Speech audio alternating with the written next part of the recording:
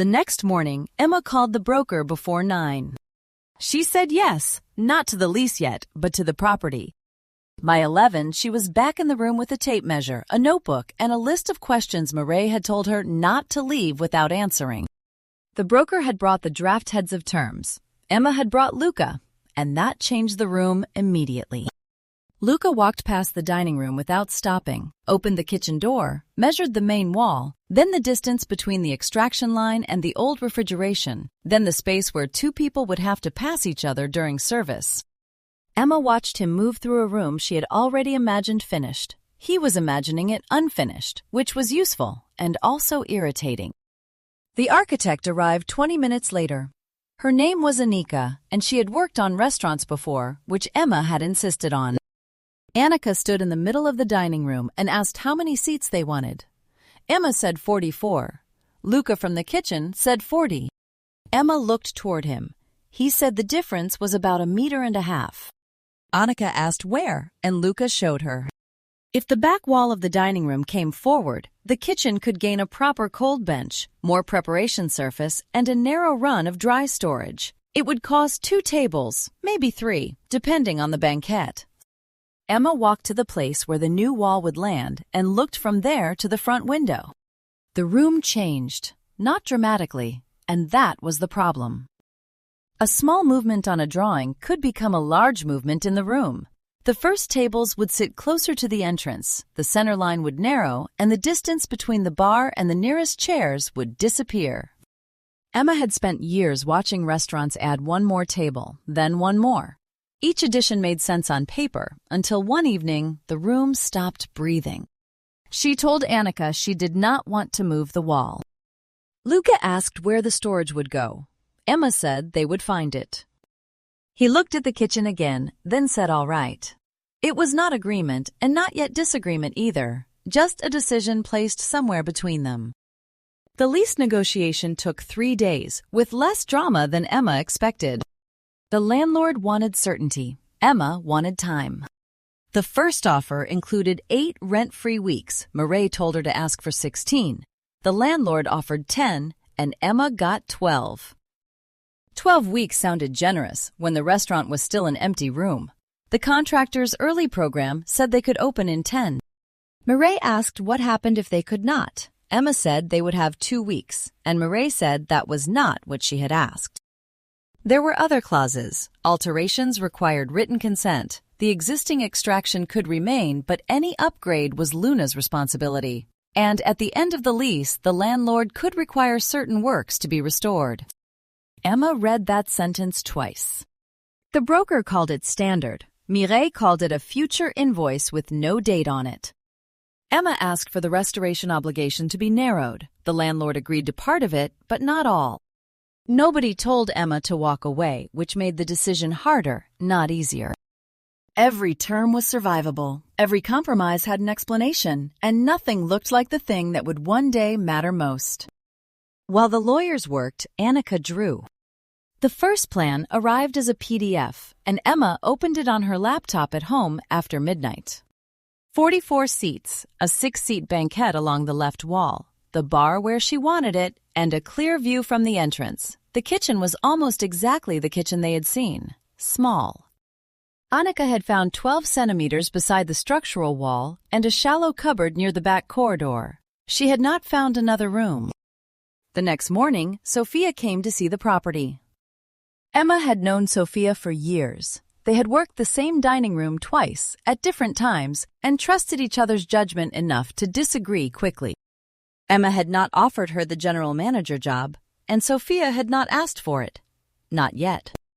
She stood near the host position and watched Emma describe the room, then asked where the staff would put their coats. Emma stopped for a moment. There was a small changing area behind the kitchen. Sophia opened the door. One person could stand in it comfortably, 2 if they liked each other. She asked how many people would be on shift, and Emma said they were still working that out. Sophia nodded, then walked the route from the kitchen to the far side of the dining room, carrying an imaginary tray. At the bar, the route narrowed. A service station projected farther than it looked on the plan, and a seated guest would project farther still. Sophia turned sideways to pass.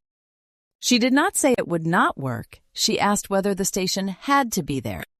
Emma said the station kept the dining room cleaner. Sophia said yes, it did. They looked at the same piece of floor, but they were looking at different problems. Luca's problem was refrigeration. The under-counter units that fit the existing kitchen did not give him enough capacity for the menu he was developing. A taller unit would fit near the delivery door, but then deliveries would have to turn around it.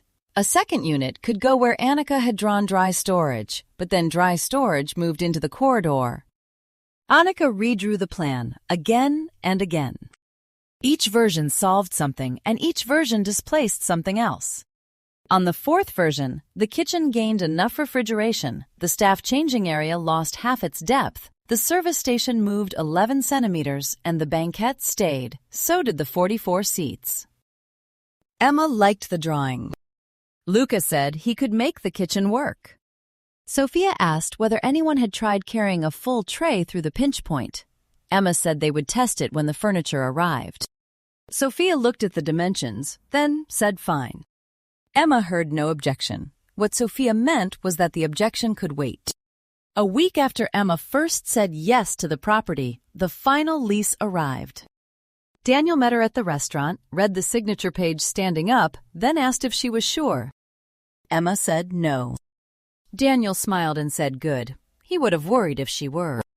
Emma signed first, and the pen made almost no sound. 70,000 euros of the money committed to Luna was Emma's. Savings accumulated slowly over years. The lease made them feel spent all at once. The broker countersigned later that afternoon. The keys came in a small envelope. There were 4 of them, and 2 did not seem to open anything. Emma tried them all anyway. That evening, Luca brought a bottle. Annika came back from another site. Sophia arrived late, and Daniel stayed for 1 glass.